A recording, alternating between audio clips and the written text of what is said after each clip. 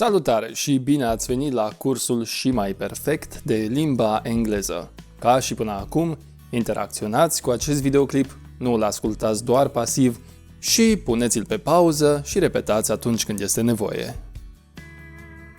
Ascultați următorul text și nu vă faceți griji dacă nu înțelegeți toate cuvintele. Ele vor fi repetate. I was at school yesterday. I was at school yesterday. But I was sick 2 weeks prior. But I was sick 2 weeks prior. And it was so boring. And it was so boring. I couldn't do anything to change that. I couldn't do anything to change that. Mai departe, ascultați și repetați. În limba engleză, pentru a spune la școală, ad literam în școală, veți spune at school, at school, at school, at school. Ieri, la școală. Yesterday at school. Yesterday at school. Yesterday at school. At school. Cuvântul școala în limba engleză se pronunță the school. The school. The school. The school. Mai departe încercați să spuneți eu am fost. I was.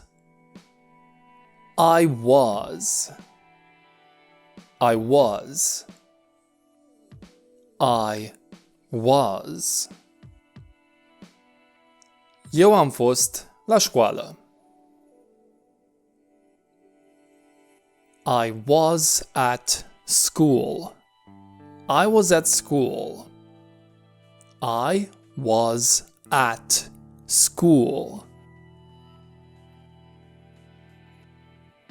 Ieri și astăzi.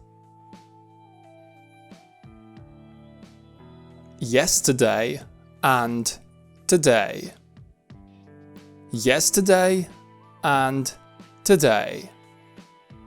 Yesterday and today. Ieri am fost la școală. Yesterday I was at school. Yesterday I was at school. Yesterday I was at school. Însă două. But two. But two. But two. Două săptămâni. În limba engleză se pronunță 2 weeks. 2 weeks. 2 weeks. Pentru a spune bolnav sau bolnavă, în limba engleză veți spune sick. Sick. Sick. Sick. Mai departe, încercați să spuneți am fost bolnav. I was sick. I was sick. I was sick. Timp de 2 săptămâni sau 2 săptămâni. 2 weeks. For 2 weeks. 2 weeks. For 2 weeks. 2 săptămâni am fost bolnav. I was sick for 2 weeks. I was sick for 2 weeks. 2 weeks. Și nu am fost la școală. And I didn't go to school. And I didn't go to school. And I didn't go to school. Și a fost foarte plictisitor. And it was very boring. And it was very boring. Very boring. Însă ieri am fost. But yesterday I went. But yesterday I went. I went. Ieri am fost la școală.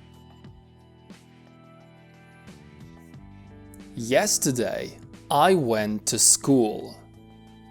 Yesterday I went to school. Yesterday I went to school. Acum sunt sănătos. Now I'm healthy. Now I'm healthy. Now I'm healthy. Healthy. Însă 2 săptămâni am fost bolnav. But I was sick for 2 weeks. But I was sick for 2 weeks. Bolnav și sănătos din nou. Sick and healthy again. Sick and healthy again. Sick and healthy again. A fost foarte plictisitor. It was very boring. It was very boring. It was very boring. A fi bolnav atât de mult timp. To be sick for so long. To be sick for so long. To be sick for so long. A fi bolnav. Am spus că se pronunță to be sick. To be sick. To be sick. To be sick. A fi sănătos. În limba engleză se pronunță to be healthy. To be healthy. To be healthy. Healthy. A fi plictisit, am spus că se pronunță to be bored. To be bored. Bored. To be bored. Plictisitor, în limba engleză, se pronunță boring. Boring. Boring. Boring. Mai departe, încercați să spuneți am fost plictisit. I was bored. I was bored. I was bored. Bored. Însă n-am putut face nimic împotrivă. But I couldn't do anything about it. But I couldn't do anything about it. Anything about it. Nu am putut, am spus că se pronunță I couldn't. I couldn't. I couldn't. Couldn't. Nu am putut face nimic. I couldn't do anything. I couldn't do anything. I couldn't do anything. De aceea a fost atât de plictisitor. That's why it was so boring. That's why it was so boring. Boring. De aceea am fost plictisit. That's why I was bored. That's why I was bored. That's why I was bored. Mai țineți minte cum se spune ieri am fost la școală? Yesterday I was at school. Yesterday I was at school. I was at school yesterday. Însă am fost bolnav timp de 2 săptămâni. But I was sick for 2 weeks. But I was sick for 2 weeks. For 2 weeks. Și a fost foarte plictisitor.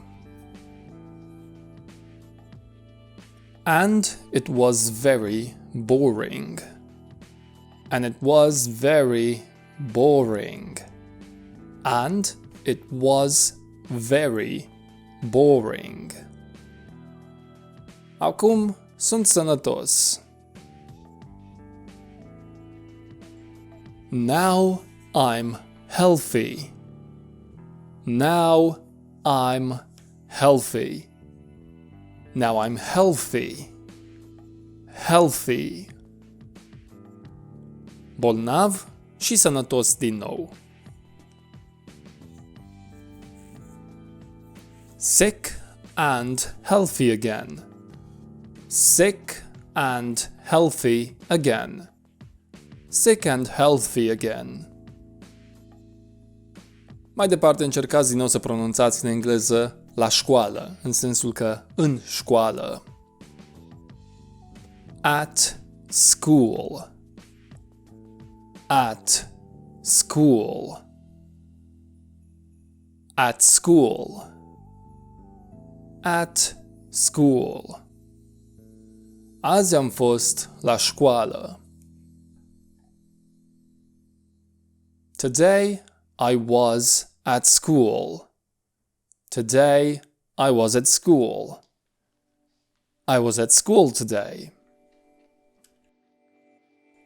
Pentru a spune mai departe sau în continuare în limba engleză, veți spune onward sau from now on sau continue în funcție de context. Onward, from now on, continue. Și am să fiu sănătos în continuare. And I am going to be healthy from now on. And I am going to be healthy from now on. From now on. Și am să merg în continuare la școală. And I will continue going to school. And I will continue going to school. Continue going to school. To school. Acesta a fost sfârșitul părții numărul 4. Eu sunt Andrei și vă mulțumesc pentru atenție. La revedere!